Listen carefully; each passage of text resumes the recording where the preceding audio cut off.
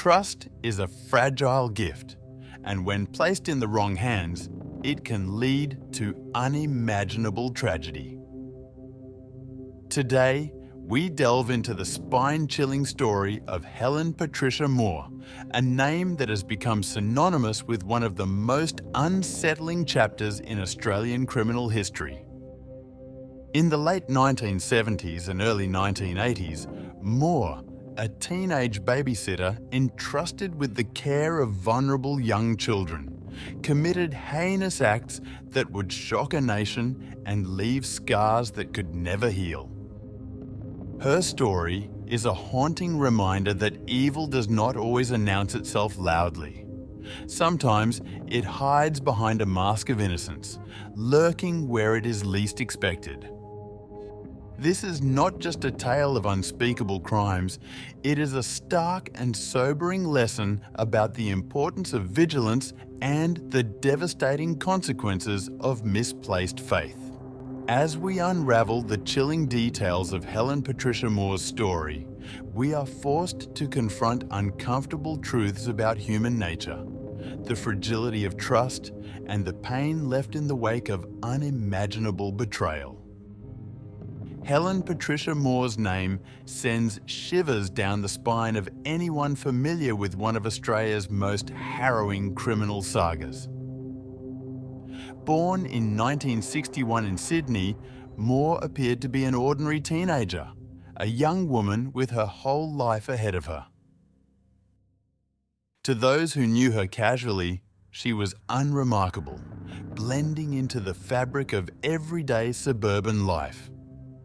But beneath the surface of her seemingly normal existence lay an unfathomable darkness, a side of her that would forever change the lives of those who placed their trust in her. Between 1979 and 1980, Helen Moore's actions would go on to shatter the innocence of her community, leaving an indelible scar on the families who relied on her to care for their children.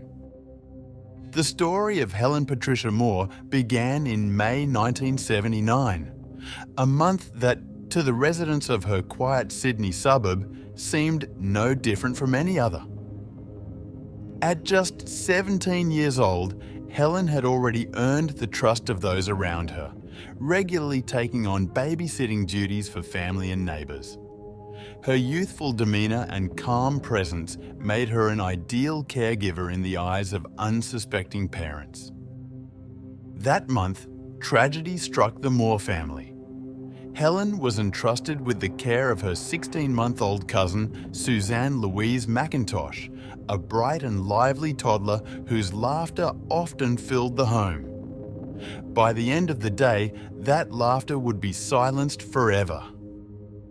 Helen, alone with Suzanne, suffocated the child in an act of pure malice, robbing her of her young life. When the lifeless body was discovered, the family was overcome with devastation and confusion. Grief-stricken and desperate for answers, they turned to the authorities. The coroner ruled the death as sudden infant death syndrome, a heartbreaking yet plausible explanation for the loss. The family clung to this conclusion, never suspecting the truth. But Suzanne's death was not an isolated tragedy. It was the first in a series of horrors orchestrated by Helen. Little did her family, or anyone else, know that this marked the beginning of a reign of terror that would leave a trail of shattered lives in its wake. Behind Helen's ordinary exterior lay a calculating predator, one who had only just begun to reveal the depths of her depravity. In January 1980, Moore did it again. Nicholas Vaughan, a bright-eyed 12-month-old full of curiosity and life, became her next target. One seemingly ordinary day, while in Moore's care, Nicholas endured a terrifying ordeal as she attempted to suffocate him. Against all odds, the infant survived. His narrow escape was a miracle, but it also left behind unsettling questions. questions that lingered unspoken as no one could yet fathom the truth about Helen Moore. Just a few weeks later, on February 1st, 1980, Moore struck again. This time, her victim was 2-year-old Aaron William Crocker, a playful and innocent child. Like Nicholas, Aaron managed to survive Moore's brutal attempt on his life, but he was not left unscathed. The attack caused severe and permanent disabilities, forever altering his life and that of his family. Despite their best efforts, doctors struggled to explain Aaron's injuries, leaving a shadow of uncertainty that only deepened the growing nightmare. Then came the heartbreaking death of 2-year-old Rachel Ann Hay on February 24, 1980. Rachel, known for her infectious giggles and spirited personality, became Moore's next victim. Her death, eerily similar to that of Suzanne Louise McIntosh months earlier, was attributed to yet another tragic but unexplained circumstance. Once again, Helen escaped suspicion, as authorities were unable to link her definitively to the tragedy. Each incident compounded the horror, leaving a trail of unanswered questions and devastated families.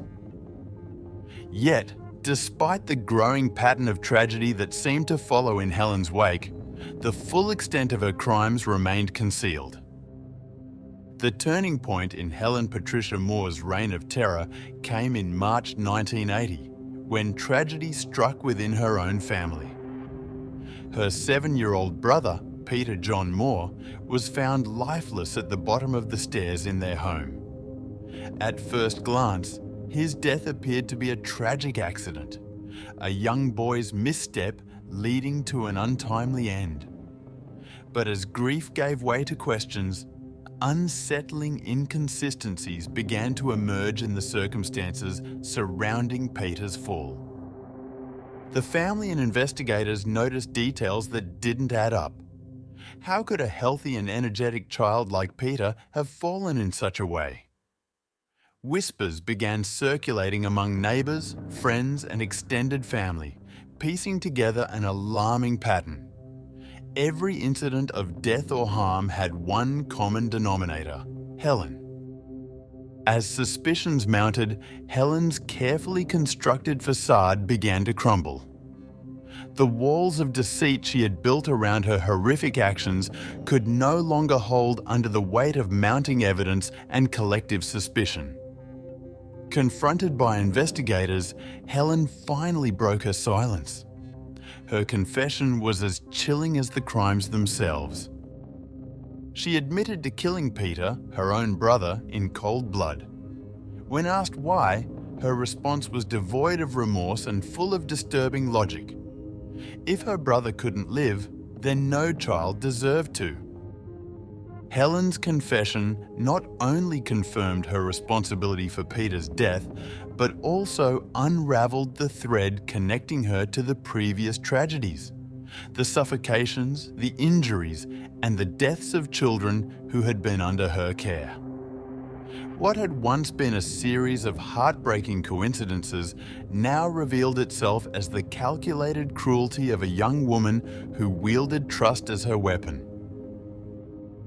In December 1980, Helen Patricia Moore's dark reign finally came to an end as she stood trial for the gruesome crimes that had terrorized her community. The courtroom was filled with the weight of raw emotion, grieving families, devastated by the loss of their children, and a public hungry for justice. The air was thick with tension as the spectre of her shocking crimes loomed over every witness and every argument. Throughout the trial, Moore's cold and unfeeling demeanour sent shivers through those present. As she sat before the court, she appeared almost detached, as though the gravity of her actions didn't penetrate her psyche. There was no remorse, no visible sorrow for the lives she had taken. Instead, Her stone-cold indifference only deepened the sense of horror and disbelief surrounding her case. Psychiatric evaluations sought to explore the depths of Moore's troubled mind, revealing a deeply disturbed individual. Her actions were explained, at least in part, as stemming from profound psychological issues, yet the report did little to sway public opinion. The trial concluded with Moore being convicted on multiple counts of murder and attempted murder. She was sentenced to life in prison, a verdict that felt like justice had finally been served. Her conviction offered a sense of closure to the FA. In 1992, a shocking decision was made that would forever stain the justice system in Australia. Helen Patricia Moore, convicted of the brutal murders and attempted murders of innocent children, saw her life sentence dramatically reduced to just under 14 years. The public, still reeling from the horror of her crimes, could hardly believe their ears. How could a woman responsible for the deaths of multiple children, whose lives had been destroyed by her cruel actions, be allowed to walk free after serving so little time? It was a decision that defied logic, and one that sparked an outpouring of outrage. In 1993, just 1 year after her sentence was reduced, Moore was released on parole, a move that seemed to many as an incomprehensible miscarriage of justice. The families of her victims, who had been denied justice in their eyes, were left devastated by this turn of events. The Australian media was ablaze with criticism, and the public demanded answers. The sense of betrayal was palpable, as trust in the judicial system was shattered. Adding fuel to the fire, reports soon surfaced that Moore had given birth to a child during her time on parole. How could someone with her history of violence, particularly toward children, be trusted to care for a child of her own? The decision raised serious questions about her ability to raise a child in a safe and healthy environment. The public outcry intensified, with many fearing for the safety of her own child and questioning the wisdom of her release. Helen Patricia Moore's parole came to an end in 2005, and since then she has largely vanished from the public eye, her life slipping into obscurity. The details of her whereabouts remain a closely guarded secret, and any attempts to track her movements have been met with silence. For the families of her victims, however, Moore's disappearance does little to dull the lingering pain and grief. Her memory, far from fading into the background, remains a constant, haunting reminder of the unimaginable betrayal they endured. As the years have passed, Helen Moore's story has become a painful chapter in Australia's criminal history, one that continues to resonate with the families who lost their children and with a public still grappling with the failure of the justice system to truly hold her accountable. While justice may have taken an unsettling turn in Moore's case, the true moral lies in the collective responsibility to ensure that such tragedies are never repeated. It reminds us that while evil may sometimes slip through the cracks of the system, it is our duty to protect those who cannot protect themselves and to never forget the lessons learned in the wake of such unimaginable loss. If you want to explore more intriguing narratives, mysteries, and tales of human resilience, don't forget to like, share, and subscribe to our channel. Hit the bell icon to stay updated every time we post new content.